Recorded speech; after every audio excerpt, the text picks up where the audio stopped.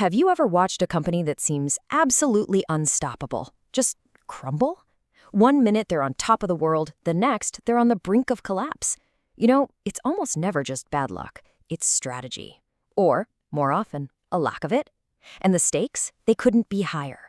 So let's get into it and unpack what it really takes to build a strategy that wins. Let's kick things off with a story you probably know, but maybe not in this way. I'm talking about General Motors. For decades, GM wasn't just another car company. It was a true American institution, a symbol of industrial power that felt like it could never, ever fail. I mean, in its heyday, GM had more than half of the entire U.S. auto market. Just let that sink in for a second. 1 out of every 2 cars sold in America was a GM. But that kind of dominance, well, it wasn't forever.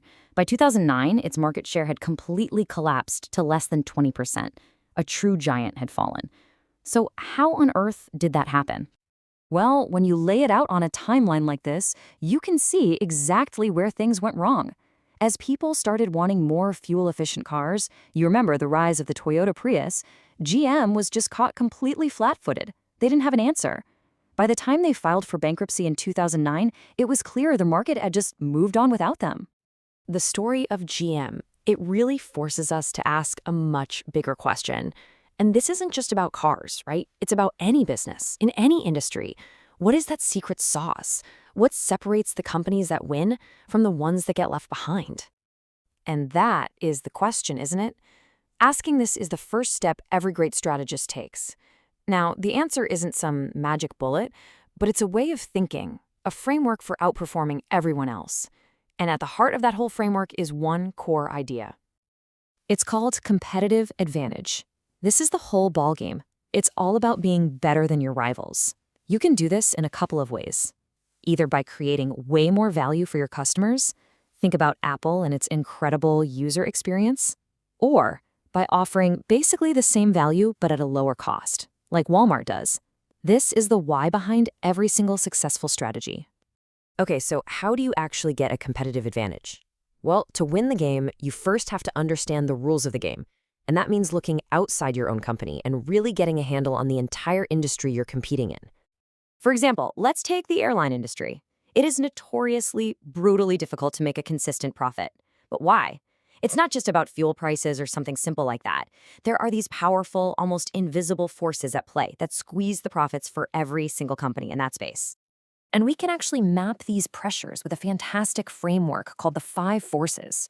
It helps us break it all down.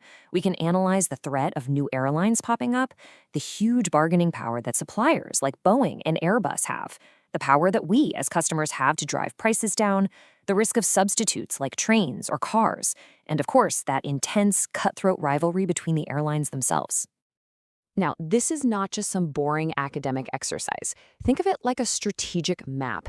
If you understand where all the pressure is coming from, you can build your defenses. You can find a little corner of the market that's less competitive. And ultimately, you can protect your ability to make money. Okay, so that's the view looking out. But what about looking in? What makes a company uniquely, incredibly good at what it does? It's time to look inward and find its superpower. Let's talk about Honda. We mostly think of them as a car company, right? But they also make motorcycles, lawnmowers, power generators, all sorts of stuff. What's the common thread here? What's their unique strength that works across all these totally different products? You guessed it. It's all about the engine. Honda built its entire global empire on a deep, almost fanatical expertise in one thing: engineering and building small, efficient, and unbelievably reliable engines. That expertise is their superpower. So this superpower actually has a formal name: core competencies. These are the unique strengths buried deep inside a company that are the real engine of its success. They are the thing that allows a company to build that competitive advantage we were just talking about. But how do you know if a strength is a true superpower and not just something you think you're good at? Well, you can run a little test with something called the VRIO framework. You just ask 4 simple questions. Is this strength valuable? Is it rare? Is it incredibly costly for others to imitate? And is our company actually organized to take advantage of it? If you can say yes to all 4, then you've found a real, sustainable competitive advantage.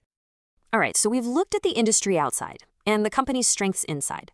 But what about the future?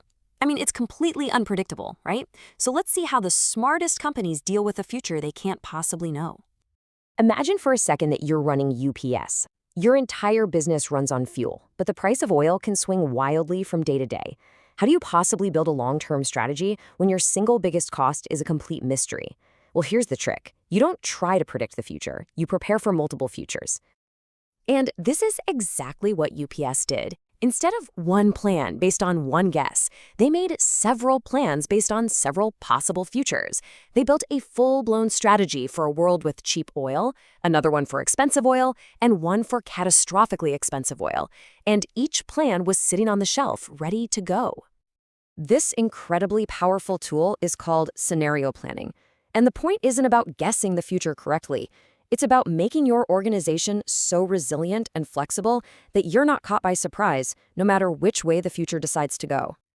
So we've covered a lot of ground, right? We've looked at the industry, the company itself, and the uncertain future. Now let's pull this all together into a simple, powerful playbook that you can use to analyze any business.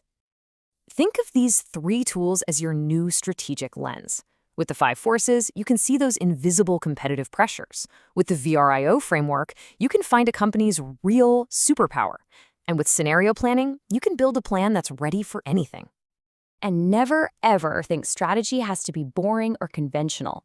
Just listen to this from Ray Anderson, the late CEO of a carpet company called Interface. He made sustainability his core strategy. The result? He didn't just help the planet. As he says, he lowered costs, raised profits, and found a bigger and more legitimate profit. Now that is the power of a truly brilliant strategy. So I'll leave you with this. The next time you grab a coffee, use an app on your phone, or get in your car, just ask yourself, what are the hidden forces shaping this business? And what is its real superpower? Because once you start looking through this lens, you'll start to see strategy everywhere.